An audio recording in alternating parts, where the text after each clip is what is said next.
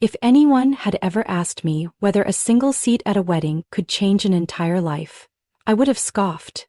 But then, in just one afternoon, I realized. Sometimes, the smallest things reveal the truths we've spent a lifetime ignoring. And once you see things clearly, you can never go back to being blind. I'm not writing this story to ask for sympathy. I'm writing it simply so I can stop lying to myself. My name is Amy Carter, 32 years old, raised in the suburbs of Austin, Texas, a sun-drenched city of endless lawns and dreamy afternoons filled with the scent of dry grass. My family wasn't broken, but it was never truly a place where I felt I belonged. I'm the eldest of two siblings, and my younger brother, Evan Carter, 3 years younger than me, was always the dazzling light everyone gravitated toward. Evan, now 29, is lively, charming, successful, and exceptionally skilled at being the golden child in anyone's eyes. As for me, I was always the one behind the scenes, quiet, responsible, the one who cleaned up the messes Evan left without needing to be asked. From a young age, I understood my role in the family. To yield. Evan broke Mom's picture frame? I took the blame. Evan skipped school to play video games? I volunteered to forge the signature in the logbook to save our parents the disappointment. The phrase I grew sick of hearing from them was, "May, your brother's still young. You have to set an example, okay?" And I did, until exhaustion. When Evan was 17, he stole my car and crashed it into a light pole after a party. I, who was working part-time to save for college, quietly paid for the repairs without saying a word to our parents. At 22, when Evan was arrested for carrying illegal cigarettes in his trunk, he called me in the middle of the night, and of course, I drove 40 miles through the freezing cold to bail him out. No real, thank you, no second thought. I had grown used to being a supporting role in my own life. I was Amy's the responsible, easygoing, no-trouble sister. But slowly, I realized those compliments were just a polite way to forget about me. All those years, I comforted myself with the thought, family, you have to forgive. But somewhere deep down, I began to wonder, how many times is enough? How many swallowed tears are enough? And then, an event that seemed as simple as a wedding dragged all those questions into the harsh light, raw and unforgiving. I didn't expect to be the center of attention at Evan's wedding. I knew my role, and I was used to it. But deep down, I still thought, at least as his only sister, I should be treated with a little dignity, at least more than a complete stranger. The wedding was held in a small garden outside Santa Barbara, California, where ancient trees intertwined into natural arches. Golden lights twinkled like lowered stars, and the air was thick with the scent of lavender from the flower beds. It was breathtakingly beautiful. Made for Instagram. I arrived early, as usual, carrying the carefully prepared wedding gift, a set of crystal wine glasses engraved with Evan and the bride's names, along with their wedding date. I chose it because I wanted to give them something elegant, lasting, far from a casual online purchase. At the entrance table, decorated with a wooden welcome to our forever sign and dozens of white ribbons, a young woman wearing a headset and holding a clipboard gave me a perfunctory smile. "Hello, you are?" she asked, distracted. "Amy Carter," I answered. She skimmed through the list, then paused, frowning slightly. You're listed as an additional guest. You're seated at the auxiliary table near the kitchen." I thought I misheard. I'm the groom's sister. The girl looked flustered, stammering an explanation when another voice cut in. Sweet but cold. "Oh, Amy, you made it." It was Natalie, Evan's bride-to-be. In her fitted white dress and perfectly curled blonde hair, Natalie smiled as if the previous conversation hadn't happened. I told them about the seating. "Hope you don't mind. We had to prioritize close friends and business partners. You understand, right?" "Understand. Of course." I nodded mechanically, something inside me loosening like a snapped violin string. I walked into the reception area, past tables covered in white linens, purple asters, and floating candles. I saw Natalie's friends, people I had never met, seated right up front. Even my college ex-boyfriend, someone Natalie had met through Evan, sat, laughing, with a wineglass in hand near the stage. And me? I was shoved to a tiny table by the kitchen door, where the smell of food and clattering dishes overwhelmed everything. A flimsy folding chair, awkwardly placed, a small card that read, "Auxiliary table." I sat down, feeling like I had been squeezed into an invisible box. My heart pounded, not from excitement, but from a rising tide of humiliation and sadness. The music started. Evan and Natalie entered to applause. I watched my brother smile, holding his bride's hand, his face radiant in the golden light. He passed right by my table, without a glance, without a greeting. I watched them stop and chat with my ex-boyfriend's table, laughing and clinking glasses. I watched my gift pushed aside, buried under plastic bags and ignored packages. I sat there for a few more minutes, just to make sure I wasn't imagining it. Then I stood up, picked up my gift, and turned away. Slowly, calmly, I walked out of the glowing garden, leaving behind a night I probably should never have attended at all. I walked across the light-strewn lawn, each step steady, hearing the heavy thud of my heart in my ears. No one called after me. No one asked where I was going.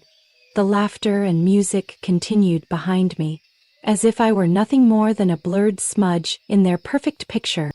I had just reached the wooden gate leading to the parking lot when I heard hurried footsteps behind me.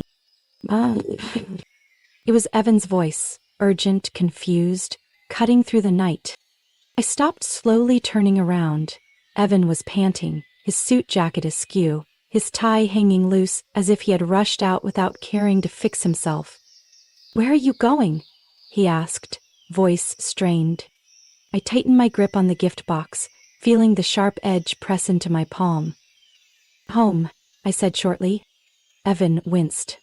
"Why? You haven't eaten yet. We haven't even danced." I looked him straight in the eye. "You seated me by the kitchen like an afterthought. You invited my ex-boyfriend and gave him a better spot. You and Natalie didn't make a mistake, Evan. You made a choice." Evan flinched, shifting awkwardly, hands stuffed deep into his pockets. "It wasn't intentional," he mumbled. "Natalie, she arranged it. She wanted everything perfect. I thought you wouldn't mind." "Wouldn't mind?" I repeated, keeping my voice steady, each word dropping heavily to the ground. "Being treated like a stranger at my own brother's wedding." Evan ran a hand through his hair, avoiding my gaze. "I'm sorry, Amy. Really. I didn't think it would turn out this way." I stared at him, the little brother who once cried and begged me to rescue him from police custody, who leaned on me through breakups, who sent desperate late-night messages reading "Please help." And today, on the biggest day of his life, he didn't think of me. Not at all. "The issue," I said quietly, "isn't the chair. It's that I have never truly mattered to you." Evan clutched at the lapel of his jacket, face flushed. I don't know how to fix this." Shook my head, clutching the gift box tighter. "Not today. Not here." I turned away, leaving Evan standing alone by the exit. I didn't need hollow promises. I didn't need another round of forgiveness offered out of pity. I just needed to leave the place I had mistakenly believed to be my home for so many years. And this time, I wasn't going back. I drove away from the wedding garden with no specific destination in mind. The California night stretched out before me. Empty roads, golden lights blurring into long, indefinite streaks in my vision. I rolled down the car window, letting the icy night wind whip my hair into a tangled mess. I didn't care, as if the wind could sweep away all the bitterness I hadn't voiced. No music, no conversation, just the steady hum of the tires against the road and my own weary sighs. I didn't know how long I drove.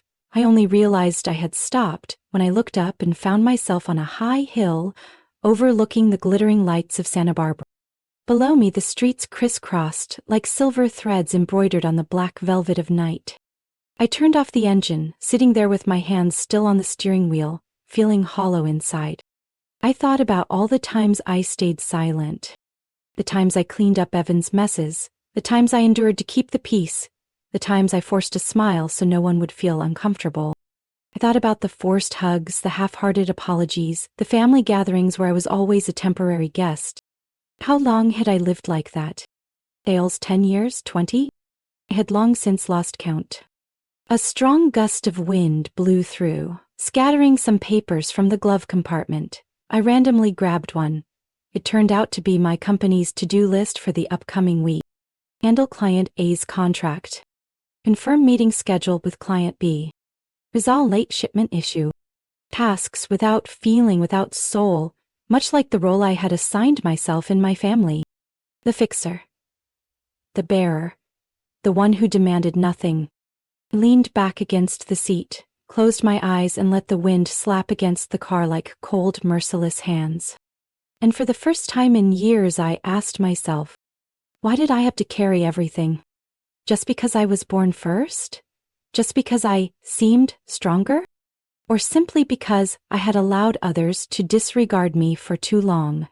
That thought took root in me, swift and sure, like a seed that had been quietly waiting. I couldn't change the past, but I could decide my future. I opened my phone. Messages from Evan, from Natalie, from my mother. All lighting up one after another. Me, I'm sorry. Don't be mad. Come home, everything will blow over. I turned off the screen and tossed the phone onto the passenger seat. Things wouldn't just blow over if I kept pretending nothing happened. I pulled out the wedding gift from my bag, the crystal wine glasses I had bought with all my care for my brother's wedding. I opened the box, running my fingers over the soft velvet, feeling the cold, pure glass. An idea flashed through my mind. No one deserved to receive it as a gift anymore. Not today, not under those circumstances. I would keep it for myself. As a symbol, a reminder that from now on I would not give away my affection unconditionally to those who did not value it. I restarted the engine, shifted gears, and drove away, this time with a purpose. I didn't know what lay ahead. I wasn't sure if I could ever mend my relationship with my family. But I knew one thing for certain. I would no longer live as a background character in anyone else's story. The night sky over Santa Barbara remained stunningly beautiful. But this time, I would choose my own road. The next morning, I woke up in my small apartment, the faint sunlight filtering through the curtains. Everything was still normal, except for one thing. For the first time in years, my heart didn't feel heavy. I brewed a cup of black coffee, sat at the kitchen table, and looked at my phone. Countless unread messages blinked at me. I skimmed through. Evan, Natalie, Mom.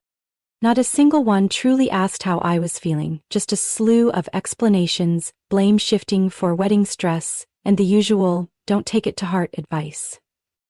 I placed the phone face down on the table. They still didn't get it. And that was fine.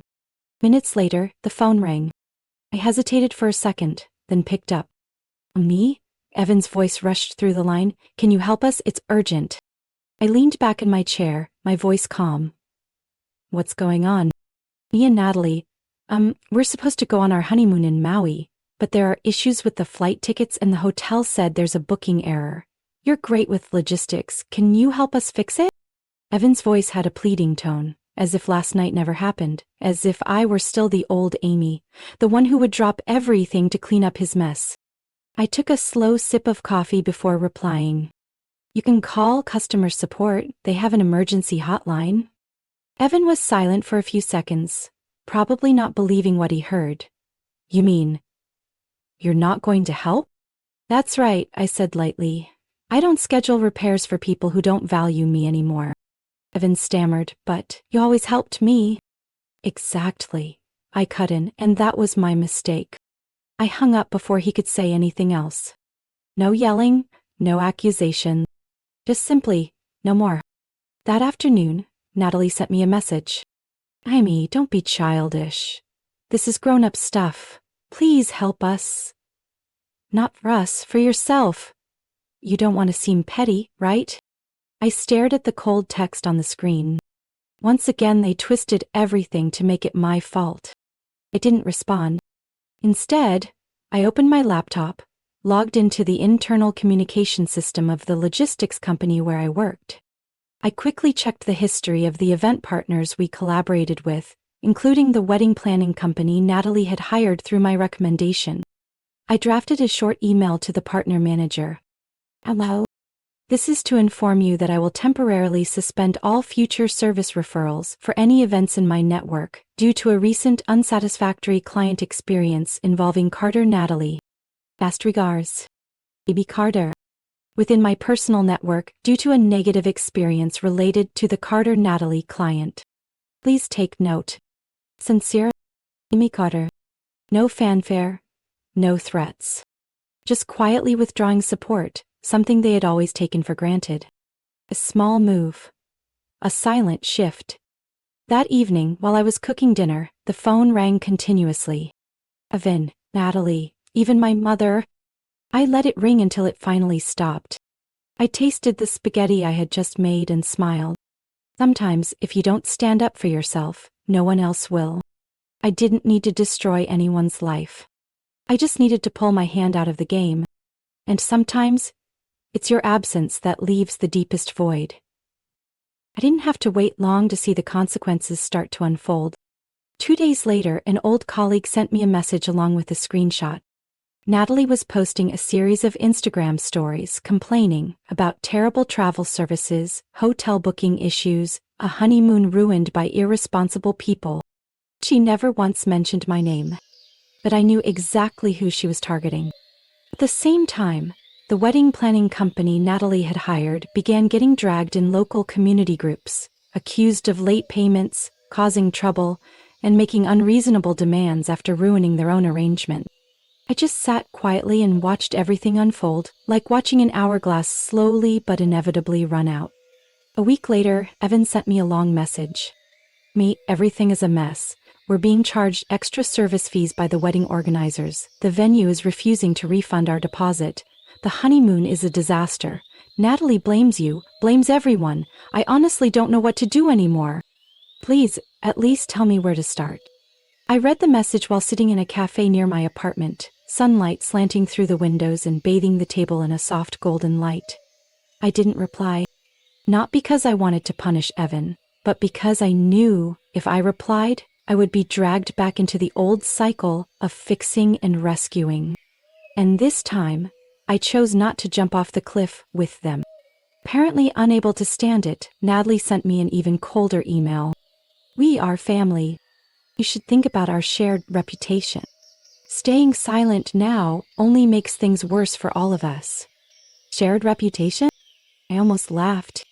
When I was shoved next to the kitchen, treated like a second-rate guest at my own brother's wedding, they didn't care about shared reputation. I turned off the computer. Didn't reply. Didn't explain. Let them figure it out themselves. Let them, for the first time in their lives, know what it feels like to be left behind, the way they had always left me. A few days later, the rumors started spreading. Mutual friends, old colleagues, they whispered about the disastrous wedding, the penalty fees, the cracks between Evan and Natalie. I didn't have to do a thing. Somehow, the truth always finds its way to the surface. One evening, while tidying my bookshelf, I stumbled upon the old wedding gift, the crystal wine glasses I had once intended to give them. I picked it up, ran my fingers along the cool surface of the glass, and chuckled quietly. I had kept the gift for myself. And now, every time I poured a glass of red wine into it, I reminded myself, sometimes, silence is the strongest statement you can make. I hadn't planned to say anything. Surely, if they had let everything settle, I would have let the past quietly sink away. But then, one night, while scrolling through social media, I saw Natalie had posted a new story. A long-winded tale about selfish relatives ruining the most important day of her life, very clearly hinting at me without naming names. Underneath the post, her friends and colleagues, people who didn't know the real story, were busy offering sympathy. Reading it, I stayed silent. I wasn't angry. I wasn't heartbroken. I just felt tired. And I realized sometimes silence is no longer noble, it's complicity in a lie. So I opened my laptop and wrote a post. Calm. Without attack. Without drama. Just the truth. I am Amy Carter. I attended my brother Evan Carter's wedding with all sincerity. I helped find the venue, connected them with service providers, assisted with setup, all without asking for a thank you.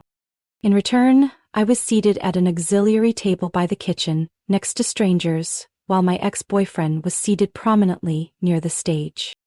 When I quietly left, no one from my family stopped me, not a single word was said.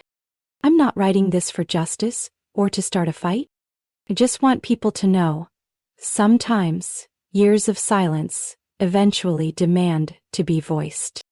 Beneath the post, I attached several candid photos taken on my phone that day. Scenes of me adjusting the table setups, helping the catering staff, holding a seating chart Natalie had mistakenly emailed, where my name was crossed out and marked auxiliary table. No accusations, no slander, just the raw, unvarnished truth. I posted it without tagging anyone, without mentioning names. I simply released it into the world, like a leaf on the wind, letting it go wherever it was meant to. Within hours, my phone blew up with notifications. Old friends messaged me. Former colleagues shared the post.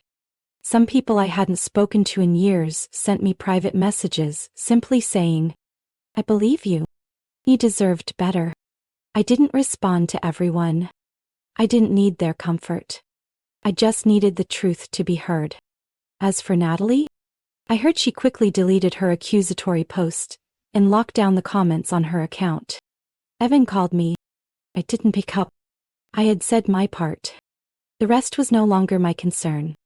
Just a few days after the post spread, I started noticing small changes, like ripples spreading across a still lake. One morning, as I was getting ready to leave for work, my phone rang. It was my mother. I hesitated for a few seconds before answering. My mother's voice softened, so different from her usual tone of reproach. I read it. That post. I didn't know everything was like that. I stayed silent. In the past, I would have rushed to defend everyone, would have found excuses to soften things. But this time I simply let the silence between us speak for itself. "I'm sorry," she said, almost in a whisper. "I never meant to make you feel abandoned." I took a deep breath, keeping my voice steady. But that's what happened. On the other end of the line, she choked up. I knew her apology could be sincere, or it could just be pressured by the gossip swirling around. But I also knew it wouldn't change much anymore. Outside, the early sunlight was casting long streaks across the sidewalk. I looked out the window and slowly replied, "I don't need you to explain. I don't need anyone to defend me. I just want to be respected, the way I've always respected everyone else." That was the new boundary I had drawn. No drama. No demands. Just no more compromise. That day, I also received messages from a few aunts and uncles who had attended Evan's wedding. They said they hadn't realized I was seated at the auxiliary table. They apologized for not noticing. I read each message, nodding quietly to myself. The truth, eventually, carries its own weight, without needing me to shout it out. And Evan? He sent me a short message. "Sis, I'm sorry. If there's any way to fix this, I'll do it." I didn't reply immediately. I knew that forgiveness isn't something granted just because someone asks for it. It takes time. It takes real change. I closed my phone, slung my bag over my shoulder, and stepped outside. The soft sunlight bathed the rooftops in trees and gold. The air felt strangely fresh. I didn't know where everything would lead. But I knew this time I wouldn't abandon myself just to hold on to anyone, whether they realized it or not. Evan started reaching out to me more often. A good morning text. A missed call around lunchtime. An invitation for coffee on the weekends. If it were before, I probably would have softened immediately, believing that a little effort could fix everything. But this time, I wasn't in a hurry. I read his messages, sometimes responding briefly, sometimes staying silent. I wasn't angry at Evan anymore. But I also hadn't forgotten that trust erodes little by little, and rebuilding it takes more than apologies and a few cups of coffee. One Sunday afternoon, Evan unexpectedly showed up at my door, holding 2 cups of bubble tea, our childhood favorite. I figured, even if you don't want to talk, maybe you'd at least drink bubble tea with me, he said, smiling awkwardly. I leaned against the doorway, crossing my arms, looking at my little brother. Drinking bubble tea is easy, I said, half joking, half serious. Undoing years of being disregarded isn't that simple. Evan nodded, his expression turning more earnest. I know. I'm not expecting you to trust me right away. I just want to start over. Slowly. I took the bubble tea from him, tilting my head slightly, a faint smile crossing my lips. Then start slowly, I said. But inside, I held firmly to one principle. I would watch actions, not words. Over the following weeks, Evan truly made an effort. No more rushed texts or empty apologies. Instead, he checked in about little things. My work, my hobbies, casual afternoons without asking for anything in return. One time, knowing I was busy with a project, Evan quietly sent a box of hot food to my house along with a small note. You've been working hard, eat well. No fanfare, no grand gestures. I started feeling the walls I had built slowly crack, piece by piece. I wasn't ready to open up completely yet, but I also wasn't pushing Evan away anymore. One weekend afternoon, when Evan invited me to go hiking like we used to as kids, I nodded. Not because everything was forgotten, but because I believed real change deserves a chance. Even if it's slow, even if it's cautious, even if no promises are made. This time, I would let my heart choose based on what I saw, not what I was told. The news of Natalie leaving came quietly, just like how she had entered Evan's life. One late afternoon, as we sat together in our familiar little cafe, Evan gently pushed a latte toward me, absent-mindedly spinning the cup with his fingers. You know, he hesitated, his gaze distant. Natalie moved out. I set my spoon down, silently waiting for him to continue. No fights, no accusations. She just left a note. Said she needed a different life. A prettier one. On the surface. Evan's voice wasn't angry or bitter, just quietly sad and strangely calm. Maybe, he shrugged. I spent too long chasing shiny things, forgetting what truly mattered. I looked at my brother. Not the demanding, blame-shifting boy I used to know, but a man, finally learning to face loss without finding someone else to blame. Change hurts, I said softly. But if you get through it, you'll be different. Evan looked up, his eyes filled with a sincerity I hadn't seen before. I don't want to go back to who I was, Amy. I want to be better. I smiled gently. Some breakages are necessary for real growth. And this time, I believed Evan was ready. That spring, everything changed, not through dramatic shocks, but through quiet, steady shifts like underground currents. Evan was no longer the brother who leaned on me in every crisis. He learned how to solve problems himself, how to listen instead of only speaking, how to apologize without excuses. We met more often, not to patch old wounds, but to build something new, something stronger. One afternoon, while sitting together at the park near home, Evan pulled out a small bottle of red wine and 2 crystal glasses from his backpack. I laughed when I recognized them. They were the set I once intended to give him for his wedding. Evan poured the wine, handing me a glass, his eyes quiet but warm. You always lifted me up. Now it's my turn to raise a glass to you, to the person who always deserved respect from the start. I clinked my glass with his, a soft breeze lifting a small smile to my face. In that moment, I realized I no longer needed anyone to prove my worth. I had already found it within myself. And this time, the bond between Evan and me would be built, not from expectations or obligation, but from true respect. Some relationships in life force us to look back at ourselves. Amy's story reminds us that silent sacrifices aren't always rewarded with love or respect. Sometimes standing up for your own worth, even late, is the greatest gift you can give yourself. In real life, everyone deserves to be treated with kindness, and sometimes distance is the only way to reclaim self-respect and rebuild relationships on healthier foundations. And what do you think about Amy's journey and the choices she made? Leave your thoughts in the comments. And don't forget to follow the channel for more deep emotional stories about family life coming up next.